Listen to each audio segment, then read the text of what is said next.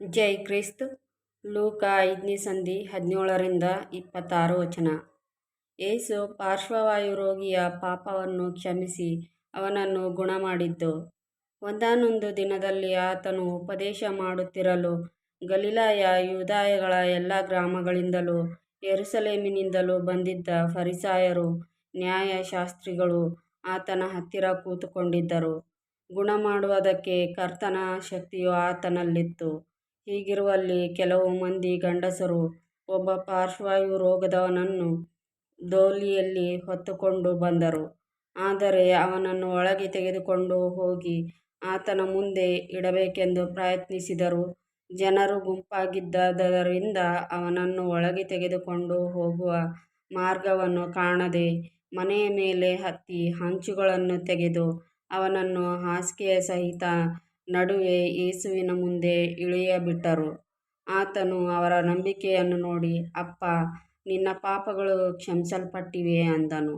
ಅದಕ್ಕೆ ಆ ಶಾಸ್ತ್ರಿಗಳೂ ಫರಿಸಾಯರೂ, ದೇವದೂಷಣೆಯ ಮಾತನ್ನಾಡುವ ಇವನು ಎಷ್ಟರವನು? ಪಾಪಗಳನ್ನು ಕ್ಷಮಿಸಿಬಿಡುವುದು ದೇವರೊಬ್ಬನಿಂದ ಹೊರತು ಮತ್ತಾರಿಂದಾದೀತು ಎಂದು ಅಂದುಕೊಳ್ಳುತ್ತಿದ್ದರು. ಆದರೆ ಅವರು ಹಾಗಂದುಕೊಳ್ಳುವುದನ್ನು ಯೇಸು ತಿಳಿದುಕೊಂಡು ಅವರಿಗೆ, ನೀವು ನಿಮ್ಮ ಮನಸ್ಸಿನಲ್ಲಿ ಅಂದುಕೊಳ್ಳುವುದೇನು? ಯಾವುದು ಸುಲಭ, ನಿನ್ನ ಪಾಪಗಳು ಕ್ಷಮಿಸಲ್ಪಟ್ಟಿವೆ ಅನ್ನುವುದೋ, ಎದ್ದು ನಡೆ ಅನ್ನುವುದೋ? ಆದರೆ ಪಾಪಗಳನ್ನು ಕ್ಷಮಿಸಿಬಿಡುವುದಕ್ಕೆ ಮನುಷ್ಯಕುಮಾರನಿಗೆ ಭೂಲೋಕದಲ್ಲಿ ಅಧಿಕಾರ ಉಂಟೆಂಬುದು ನಿಮಗೆ ತಿಳಿಯಬೇಕು ಎಂದು ಹೇಳಿ ಆ ಪಾರ್ಶ್ವವಾಯು ರೋಗದವನನ್ನು ನೋಡಿ, ಎದ್ದು ನಿನ್ನ ಹಾಸಿಗೆಯನ್ನು ಎತ್ತಿಕೊಂಡು ಮನೆಗೆ ಹೋಗೆಂದು ನಿನಗೆ ಹೇಳುತ್ತೇನೆ ಅಂದನು.